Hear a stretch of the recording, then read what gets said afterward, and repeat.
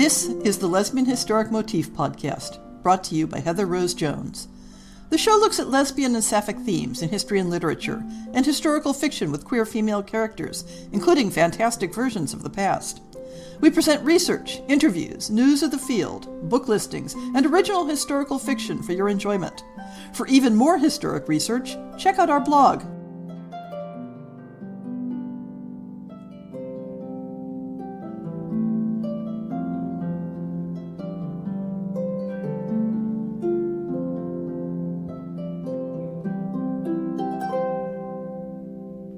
Welcome to On the Shelf for January 2026. Submissions are open for the 2026 fiction series. Technically, you still have time to write something, polish it up, and get it in before the end of the month, though I hope you've been looking forward to this so long that you already have it ready to go.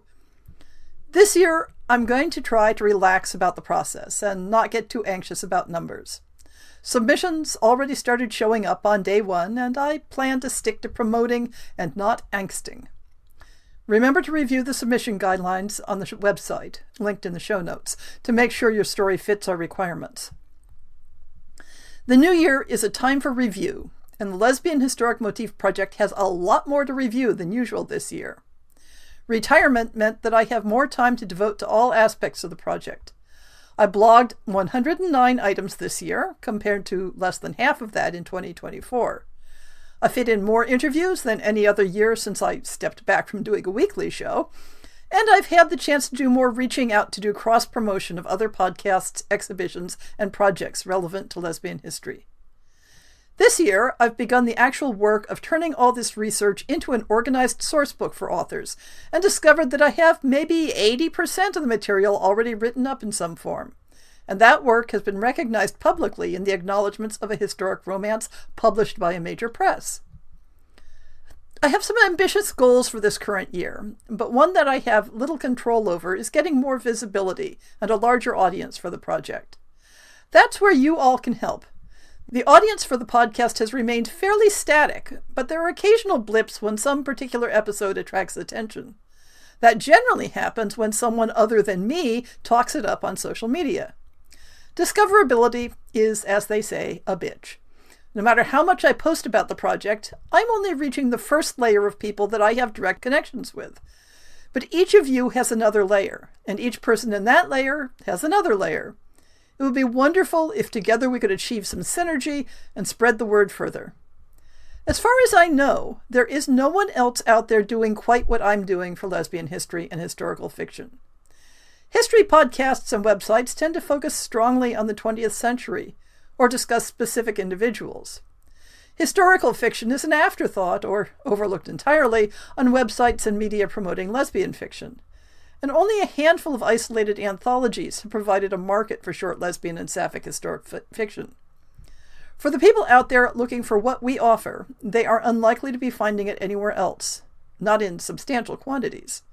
And they may not know we exist unless you help spread the word.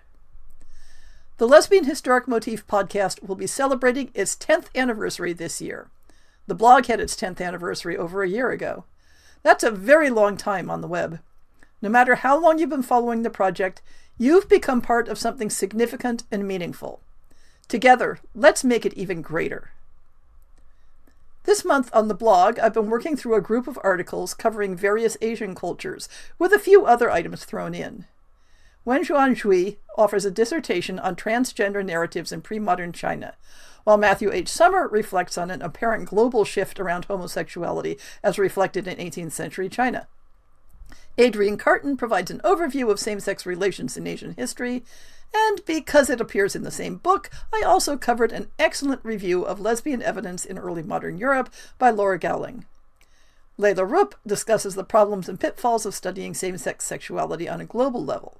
Gary P. Leip draws connections between the rise of capitalism and the culture of homosexuality in 18th century Japan, while Gregory M. Pflugfelder tackles a specific Japanese text presenting a complex cross-gender story. Shalina Shah offers a brief survey of women's sexuality in the Mahabharata, and we finish the month with Manjari Srivastava's survey of lesbian themes in 19th century Urdu poetry. The full titles and citations of these articles can be found in the show notes. No new books were required for the blog, but I have one on order that will be filed under Useful Occupations for a Fictional Heroine that you may not know women were involved in. This is Sarah Lodge's The Mysterious Case of the Victorian Female Detective, which studies actual detectives and their representation in fiction. The following works of historical fiction are being released in January or have been released recently. Genta Sebastian gives us the second installment in the Clementine saga, Dreadful Sorry, Clementine, Clementine No. 2, from McCoy Publishing. I revised the cover copy slightly for conciseness. It's 1848, and the Dennisons are traveling as a married couple by covered wagon to reach the gold rush in California. Clem, a prospector and writer who's passing for a man, is cautious by nature. A loner by choice, she makes plans and prefers being prepared, dealing with life on her own terms. She surprised herself when she proposed one night and was married the next. Kizzy, her spirited and impulsive wife, is unprepared for the dangers on the trail, but willing to do what it takes to chase her dream, leading her into unexpected adventures. Their marriage was based on an agreement to reach gold territory, but they are falling in love, each believing the other will leave when they reach California. Can they overcome their insecurities and speak up in time, or will the challenges tear them apart? The doomed voyage of the Titanic continues to be an oddly popular setting for lesbian romance, as in Steel on Distance by N.J. Knox. Melody Ashcroft has been raised to believe that virtue is something performed, measured in posture, silence, and the careful absence of want. Traveling aboard the Titanic as a lady's companion, she moves through first-class society with practiced ease, never once stepping outside the lines drawn for her. Sarah Lee Moore notices everything Melody has been taught to ignore. Older, observant, and quietly unafraid of truth, Sarah Lee understands that correctness is often just another kind of confinement. Sharing a stateroom and a life temporarily removed from home, their intimacy grows in glances held too long, hands brushing in passing, and conversations that circle around what cannot yet be named. Among women who prize reputation above honesty, Melody begins to feel the ache of living untouched. Sarah Lee, who has already learned what it costs to want openly, knows desire does not disappear simply because it is denied. When catastrophe fractures decorum and survival strips society bare, the distance between them becomes impossible to maintain. Nan Sampson continues the Magical Underground series with A Gin and Tonic, that's gin as in genie, from Last Chance Books, in which historic figures get tangled into magical adventures with a couple of witches, romping through the exploration of Egyptian tombs. Come at once! Carter's unleashed hell in Egypt. It's New Year's Eve, 1922. Parisian witch Celeste Berenger's seaside holiday plans with her partner Tolly are upended by a frantic telegram from Tolly's ex-husband begging for help. Leaving the undead Lord Byron in a snit at being left at home, Celeste accompanies her partner to Egypt. There, faced with an ancient Celtic demigod trapped in a scarab ring and the vengeful spirit of an ancient Egyptian priest hell-bent on destroying those who caused his death, Celeste and Tolly are plunged into a world of cursed artifacts, duplicitous sphinxes, and a deadly conspiracy. The two witches must rely on their magic, their wits, a pair of independent donkeys, and the unshakable power of their love to save a servant of the goddess Epona and stop a power-mad priest from conquering a nation. And speaking of repeating themes, it feels like we've had a number of stories focusing on the world of professional dance in the last half year, now including Gold and Grace by Aline Evans. Paris, 1926. Emily has only ever had one dream, and that is to be a principal dancer at the Copenhagen Royal Ballet. A decade of hard work and determination has brought her from a childhood on the streets to dancing on a stage. But just when the position as soloist seems within reach, her frankness gets her fired. Hoping to find a new position as a dancer, Emily travels to Paris, where she meets the scandalous painter Gerda Wegener and her circle of bohemians. Among them are Aurélie, a beautiful cabaret dancer and courtesan, and the mysterious artist Isabel. Emily, who is otherwise no stranger to female company, is drawn to them both in a way she has never felt before. Ballet de l'Opera hires Emily as an ensemble dancer, but when her association with the seedier parts of Paris society becomes known, she's fired once again. In need of money, she takes a job as a cabaret dancer until she can find another ballet position. Emily's friendships with Aurélie and Isabelle develop into a romance between the three of them, but their situation becomes ever more dangerous as Aurélie's rich benefactor, the powerful Bertrand, grows jealous and violent. When tragedy strikes, they set out on a perilous journey into French high society for revenge, a journey that might cost Emily her newfound love and her dreams of becoming a principal dancer. When I was listing upcoming Jane Austen-inspired novels for the last episode, I hadn't yet encountered the description of Emma R. Albin's next novel, Like in Love with You, from Avon, as Mean Girls meets Northanger Abbey. Based on the date of the setting, this doesn't appear to be connected with her two previous romances. When country-bred Catherine Pine relocates to Bath in 1817, she and her mother come face to face with her mother's arch-nemesis, Lady Tisend, and her daughter, the wildly popular and gorgeous Lady Rosalie. Though once her very best friend, Mrs. Pine alleges Lady Tisend ultimately did her a great injustice. 25 years later, she sees the perfect opportunity for retribution. Catherine will win the favor of Lady Rosalie's suitor, Mr. Dean. Together, Catherine and her mother will ruin the Tisend's lives, secure Catherine a fruitful match, and launch a fully triumphant return to Bath. It's the perfect plan for revenge. Only, Catherine soon discovers that there's more to Lady Rosalie's mean streak than meets the eye. Lady Rosalie is by far the wittiest, cleverest, most intriguing young woman Catherine's ever met, and she's utterly smitten. Meanwhile, Rosalie feels trapped in her perfect life as Bath's favorite daughter and resident mean girl. There's no challenge anymore, no excitement, no surprise. But when she notices newcomer Catherine gunning for her spot as Queen Bee, Rosalie finally feels a spark again. She determines to meet Catherine's challenge with gusto, because Catherine ignites something in her. Something Rosalie absolutely doesn't want to extinguish. As their mothers force them into increasingly absurd contests of wit and feminine charms to win Mr. Dean's affections, Rosalie and Catherine instead find themselves falling for each other, scheme by barb by catty jab. Can their sizzling rivalry really become a match to last?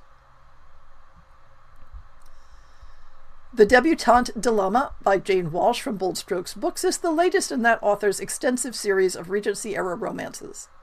At least, I'm guessing it's a Regency. American heiresses marrying British nobility is more a motif belonging to the turn of the 20th century, so I may be wrong on that point.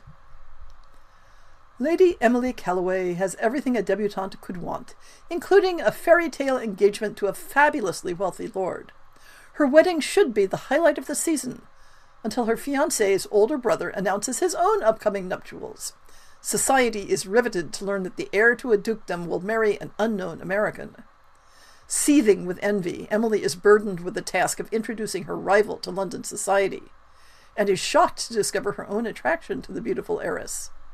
Miss Rebecca Tremblay might have left a trail of broken hearts behind in New York, but she is determined to make a fresh start in London. Marrying a marquess will settle her restless ways, if only she can deny her forbidden desires for sophisticated and elegant Emily. If Emily and Rebecca yield to their passion for each other, they must make a choice that will change their futures forever. Will ambition prevail, or their hearts? We seem to have an abundance of second books this month. Rob Osler offers a second installment in his Harriet Marrow Investigates mystery series. The Case of the Murdered Muckraker, Harriet Marrow Investigates No. 2, from Kensington Books. I've trimmed down the cover copy for this one as well. Chicago, 1898. In the midst of the Progressive Era, 21-year-old junior detective Harriet Marrow is determined to prove she's more than a lucky hire as the Prescott Agency's first woman operative. But her latest challenge, a murder case steeped in scandal, could become a deadly setback. The mystery has more twists and turns than her morning bike commute, with a muckraker found murdered in a South Side tenement building after obtaining evidence of a powerful politician's corruption. With the help of Matthew McCabe, her only true confidant at the agency, and growing more protective of her budding relationship with the lovely Barbara Wozniak, Harriet will need to survive rising threats to assert her place in a world that's quick to dismiss her, and find a killer who's always one step ahead. And what have I been reading? It's a fairly long list this month, in part due to the reading I did for the Jane Austen episode.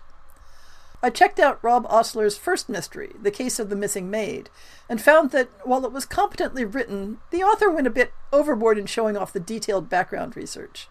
I had listened to the first installment of Brittany N. Williams' 17th century YA fantasy a few months ago and followed it up with Saint Seducing Gold. I still love the setting and the diverse representation in the series, but I felt the emotional beats were hammered at in a repetitive way. Even more disappointing was Susanna Gregory's medieval murder mystery, A Plague on Both Your Houses, which is unfortunate because I'd picked up 4 books in that series in an audiobook sale, and now I'm disinclined to listen to the rest of them. In contrast, the reason I didn't finish Alexandra Vasti's Earl Crush, connected to her sapphic romance Ladies in Hating, was purely personal taste, having to do with the extreme proportion of sex scenes to plot. Fortunately, I finished the year on a positive note with Olivia Waite's sci-fi mystery Murder by Memory, which has the bonus of a strong sapphic presence among the characters. Interspersed with these were the books I read for the Austen episode, which had brief reviews in that show. Emma, The Nature of a Lady by Kate Christie, The Scandal at Pemberley by Mara Brooks, The Shocking Experiments of Miss Mary Bennet by Melinda Taub, and The Lady's Wager by Olivia Hampton. Interestingly, retirement doesn't seem to have drastically increased my fiction reading. I read about the same number of titles in 2025 as I did in 2024, with about a third of them falling roughly in the category of sapphic historicals, which is higher than the 2024 rate. I can't help it. I reflexively count things and calculate statistics. This month, we're happy to welcome M.K. Hardy to the show. We actually recorded this interview back in October, but because I had a couple interviews that tied in with specific other content, it got pushed back to this month. Today, we're talking to M.K. Hardy, which is a nom de plume for Morag, Hannah, and Erin Hardy. Welcome to the show. Thank you so much for having us. Thank you for having us. So your debut novel, The Need Fire, came out in July, and why don't you give us a brief synopsis of the plot? Do you want to do that? I'll give it a go. So The Need Fire is a sapphic Scottish Gothic book. It's historical, set in 1890 in the Highlands of Scotland, or beyond the Highlands of Scotland, I should say.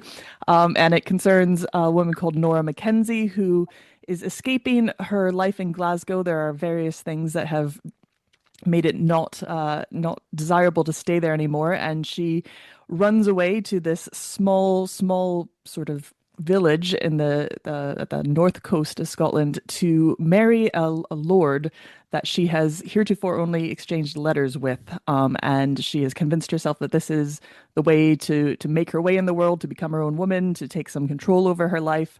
But when she arrives there, nothing is what she expected.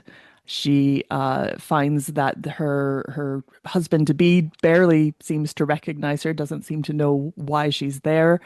There's a mysterious and alluring housekeeper who seems to hold quite a few secrets very close to her chest. And there are some very strange things that happen to her, whispers on the wind, things moving where they should not, and some very cursed natural objects around about the house that seem to have a life of their own. So she has to navigate all this, uncover the secrets before it's too late for her and everybody around her. Uh-huh. And I'm always interested in adapting the structure of a Gothic novel for sapphic stories, because in a way, Gothics were always queer. Very but much not so. necessarily sapphic queer. And you've got the standard plot where you've got the distant, vaguely sinister male figure who is often either a husband or a male relative, Mm-hmm. who is the source of the perceived peril.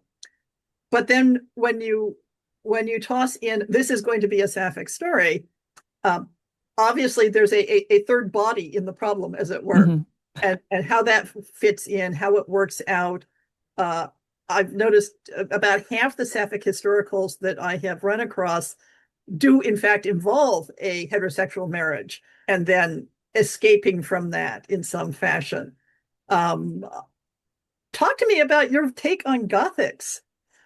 So I think that the marriage of convenience to a distant kind of man is a very kind of classic way of, I mean, it's a classic part of the Gothic to start with, and it also, I guess, is a trope that one will often see in the context of a historical queer or historical sapphic specifically piece of fiction for I think obvious reasons. You know, women married for all sorts of reasons in that historical context, and only one of those reasons was I actually fancy the guy. That frequently was not the case, even from an actual heterosexual context. I think in this instance, we definitely looked to Rebecca as a bit of a. Obviously, Rebecca is set at a later time. It's a very different book, but I think that the sort of what if Mrs. Danvers was, you know, a bit more overtly a kind of a love interest character, you know, and that kind of playing a little bit with that sort of obsessive housekeeper kind of trope. Although I think that in this instance, the obsessive housekeeper does play rather harder to get than perhaps Mrs. Danvers and Rebecca. But yeah, I think that kind of that was sort of our mode. It was that three body kind of piece. It has you have your creepy housekeeper, you have your ingenue, and you have your distant, complicated husband with secrets. The subversion, of course, comes in where we start to find out who has what secrets, who is genuinely dangerous and who only appears to be dangerous, And who has the power? and who has the power, which shifts and is I think a very complicated question in the novel. We have two people who both hold power in their own separate ways, in the form of our housekeeper character and our lord. And then we also have Nora, who is in many respects a classic Gothic protagonist. You know, she is there to be thrown into and isolated in an unfamiliar environment and to slowly have her agency, what agency she had, stripped away from her. I think that's a really classic part of the Gothic. But she is fighting it every single step of the way, and she makes constant attempts throughout the whole novel to wrest power over her own narrative away from the Gothic tale that is sweeping her up. And that tension, I think, is the core subversion at the heart of the book. And I think one of the core ways in which we queered the Gothic in this particular story. It was certainly sort of one of the first conversations we had when we were planning the novel was people are going to expect this person, this woman to have agency. That's a thing that people like in their books In modern fiction. in modern fiction. But it didn't feel quite right to the Gothic to have somebody just come in, kick ass, and take names and just sweep the board. So we really wanted to navigate that kind of thorny challenge of keeping it true to the Gothic and that sense of losing agency and things spiraling outside your control is really key to a lot of those stories, while also, wanting her to find that power, to find her own voice, to find her agency, and to find her way out through her own means. So it was hard, but I think She's almost a character at war with her genre. Like, you know, she's arrived in this Gothic novel as like almost a modern heroine going, well, I'm going to take control of my own narrative and I'm going to live my own life. And the genre is like, no, no, no, no. No, that's not what we do here. Although, I have done a little bit of studying of the history and structure of Gothics because I've done several podcasts on it. Mhm. And the heroine saving herself is actually a major threat. And in fact, when there is a love interest in a traditional Gothic, he is often very passive and he's thoughtful. And so I don't think it's quite as subversive as all that to have her come, not to come in and kick ass, but to come in and find her own salvation. Yeah, perhaps so. I mean, I think that something that we've seen from reactions to the Needfire across the board actually is that there has definitely been, it's not quite a modern Gothic. My background is very much in reading fiction from that era, not reading modern versions of it. You know, I'm a an 18th century literature gal. I'm not reading, sort of your Mexican Gothics and your modern versions. So for me, it is an attempt, I think, to not pastiche, but certainly to be an effective homage to the original genre, and to straddle that divide while also hopefully producing something that's palatable for modern audiences. So yeah, I don't feel that it's necessarily meant to stand as a massive challenge to that. I think that we are both very, very fond of the genre in its purest form. So your story is set in Scotland, and I have noticed that a fair number of the sapphic Gothics I've run into are set in Scotland. And in fact, I just interviewed somebody who said, "Well, it's natural, the landscape calls." Hmm. Hmm. How does the setting work with your story in that way?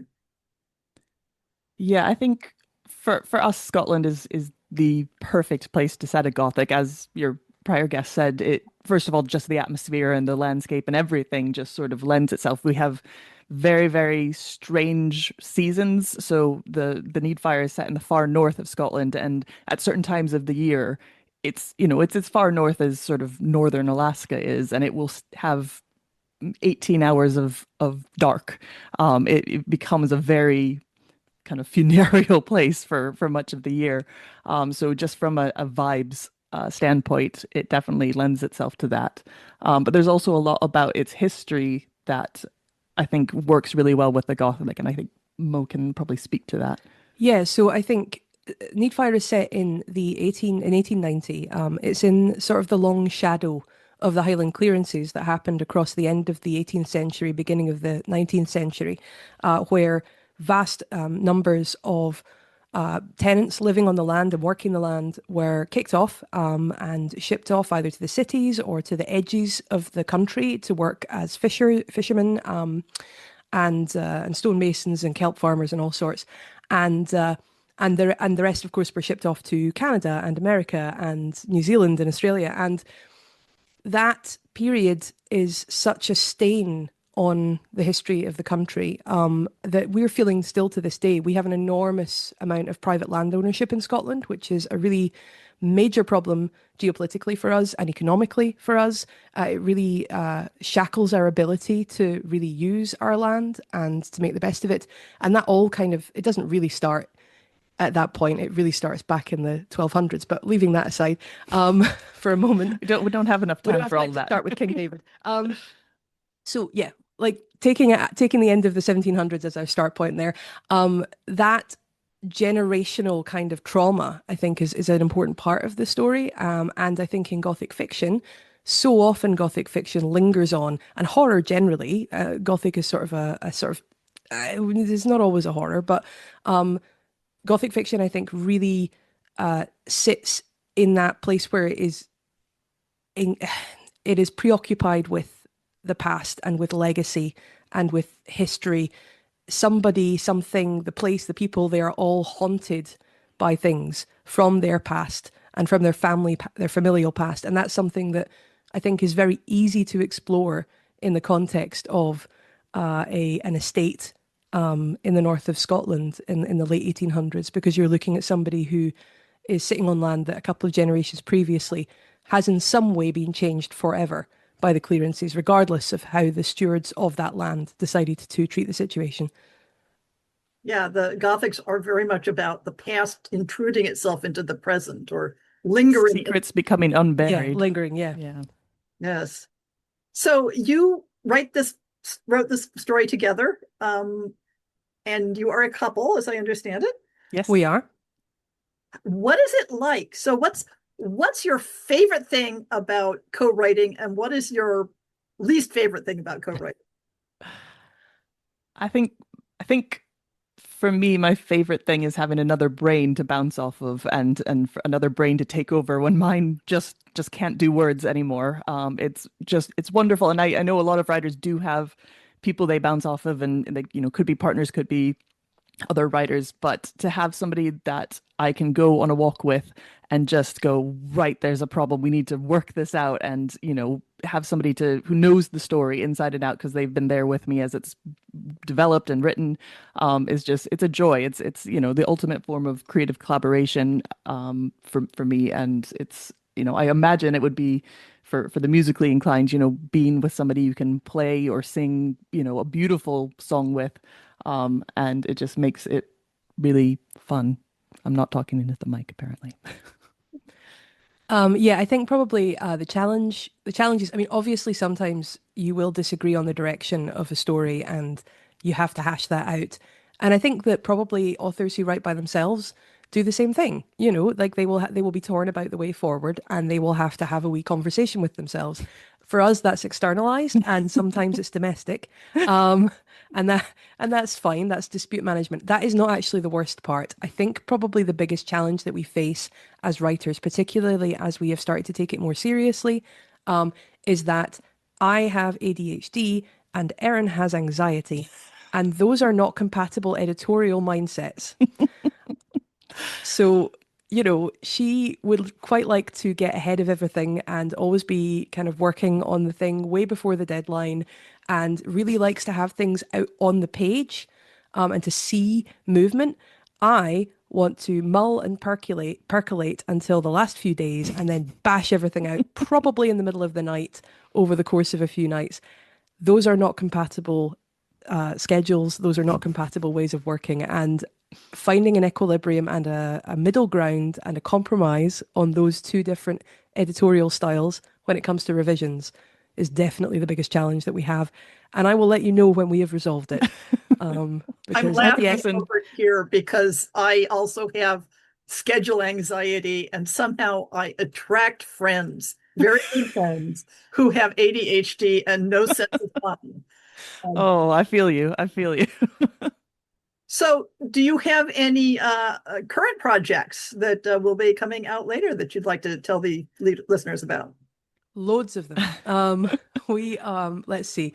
We primarily we have two books out next year actually. We have one that we cannot talk about at all. So just look Watch out, this space. watch this space. Only don't because it won't even be under our pen name, but it will be open. Like we will be able to talk about it at some point, but not just yet. The next book, however, the follow-up to Need Fire, not a direct sequel, it's its own standalone book, is called The Haunting of Avis Lovelock, which hasn't been announced yet, but I think it'll be okay to talk about it in a podcast. And it's set on a transatlantic passenger liner in 1898. And it's about Avis Lovelock, who is a spiritualist debunker and sort of a cold reader and mentalist. So she's a stage performer, but also she does her Harry Houdini thing of going around seances and unveiling and unmasking the charlatans who run them. And she has been engaged to travel on this ship on its final voyage across the Atlantic to establish whether or not it is haunted, because the buyers have cold feet because there's a rumor that the ship is haunted. Meanwhile, the mysterious and somewhat alluring Duquesne twins, Gideon and Rachel, Rachel's the alluring one, obviously, are also on the ship, and they are spirit mediums on their way back to America after touring the continent. And they are obviously invested in proving that the ship is haunted. And Avis has decided that she must destroy them. And there's other kind of complications involved in that, but that's the core, that's the crux, it's a bit more of a romp than Need Fire. It's still very dark, it's still very spooky, it still has some gothic flair to it, but we've been calling it Gilded Age Gothic. It has a bit more of that sort of society kind of vibe to it, and glamour. more glitz and glamour. It's an ensemble cast. It's a lot funnier as well. We've called it Victorian Fleabag meets Sherlock Holmes on a ship. So that's kind of the vibe that we're looking for. Well, that sounds very intriguing. Yeah, so that'll be out in the summer next year, and that's with Solaris as well, and we're very excited about it. So, if people wanted to follow you on social media to hear all about these upcoming things, and of course to find out where to buy your book, where should they look for you? We have various social medias. So we are MK Hardy Writes across pretty much all platforms that we're on. So we're very active on Blue Sky and Instagram. We do have a Twitter, but have not checked it in some time because it's not really a place we hang out anymore. We have a website as well with a newsletter you can sign up for, which sporadically will announce things that we like to share with our friends and readers. And pictures of mushrooms. And mostly pictures of mushrooms and cats. Let's be honest. So yes, come find us on MK Hardy Writes. We are always keen to meet new folks and to say hello. So yeah, reach out if you like what you hear. The Needfire is available in all good bookshops in the UK. In the US, it is slightly harder to get hold of. It is, however, able to be ordered on Blackwell's, which is a UK bookshop that does international shipping to literally anywhere. Or if you want to pay a little bit less, you could go to The Bad Place, and you will find it there. But obviously, we would love to see you use Blackwell's, even though they are technically owned by Waterstones and Barnes & Noble and are still a big conglomerate. They are at least a proper bookshop. Of course, all standard ebook outlets.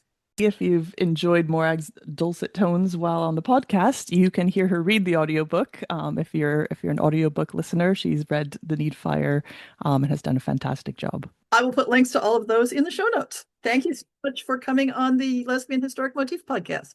Amazing. Thank you for having us. Delighted to be here. Big fans. Hopefully we'll speak again sometime.